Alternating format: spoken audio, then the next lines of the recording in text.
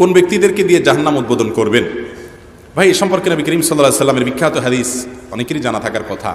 তিনি বলেছেন 3 শ্রেণীর মানুষকে দিয়ে আল্লাহ রাব্বুল আলামিন জাহান্নাম উদ্বোধন করবেন।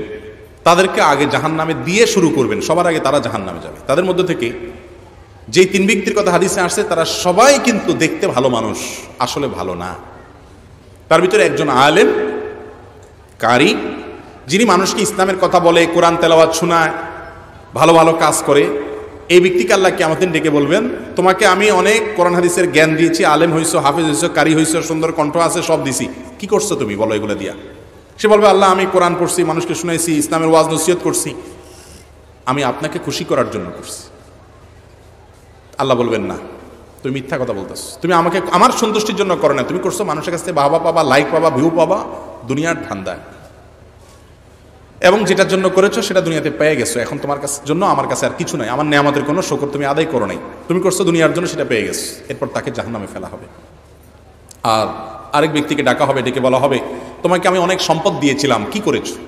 সে বলবে, আল্লাহ আপনার দেওয়া সম্পদ দিয়ে আমি মসজিদ, মাদ্রাসা, গরিব দুঃখী, ওয়াজ মাহফিল, ভালো ভালো কাজে দান সদকা করছি, অনেক টাকা দিছি।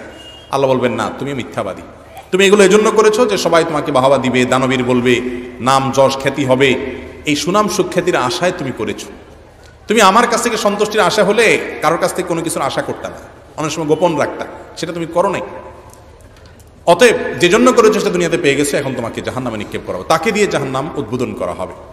আবার আরেক ব্যক্তি যাকে আল্লাহ রাব্বুল আলামিন শরীরে শক্তি সমক্ষমতা দিয়েছেন, সে হয়তো আল্লাহর রাস্তায় জিহাদ করতে করতে শাহাদাতের মৃত্যু হয়ে দুনিয়া থেকে গেছে, বাহ্যিকভাবে শাহাদাতের। তাকে আল্লাহ ডেকে জিজ্ঞাসা করবেন, তুমি কি করেছো তোমার জীবনকে? সে বলবে, আল্লাহ গোটা জীবনই তো আপনার রাহে দিয়ে দিছি, আমি মৃত্যুর মুখে পতিত হয়ে গেছি, জীবন বাজি রেখেছি, আমি শাহাদাত বরণ করেছি তোমার দিনের জন্য। আল্লাহ বলবেন, না, তুমি লড়াই করেছো বীর সাজার জন্য, যে সবাই তোমাকে বাহাদুর বলবে, বীর বলবে, হ্যাঁ তুমি যোদ্ধা হবে, সুনাম শক্তির জন্য, সেগুলো দুনিয়াতে হয়ে গেছে। এরপরে তাকে জাহান্নামে নিক্ষেপ করা হবে। এই 3 জন ব্যক্তিকে সর্বপ্রথম জাহান্নামে ফেলা হবে। এখান থেকে বোঝা যায় আমরা যারা ভালো ভালো কাজ করি, আল্লাহ ভালো ভালো কাজ করার তৌফিক দেয়, যারা খারাপ কাজ করে বা ভালো কাজ করার তৌফিক পায় না, তাদেরকে তাচ্ছিল্য না করে আমার আমলটা কতটুকু আমি সেফে রাখতে পারতেছি, কতটা আমি নিরাপদ রাখতে পারতেছি, কোনো রিস্কের মধ্যে পড়ে যাচ্ছে কিনা, সেই হিসাবটা আমাদের বেশি কষা দরকার। ঠিক না ঠিক? অনেক লোক আছে নিজে একটু ভালো হলে আর দুনিয়ার অন্য মানুষকে মানুষ মনে করে না, অহংকার করে। অহংকার করার কোনো কিছু নাই ভাই।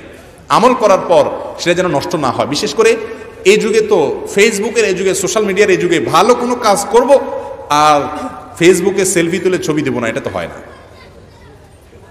লাইকের আশায়, কমেন্টের আশায়, ভিউর আশায় এই ধান্দায় করি আমরা। আমি সহ আল্লাহ তাআলা আমাদের সবাইকে এই ভয়াবহ জায়গা থেকে হেফাজত থাকার তৌফিক দান করুন।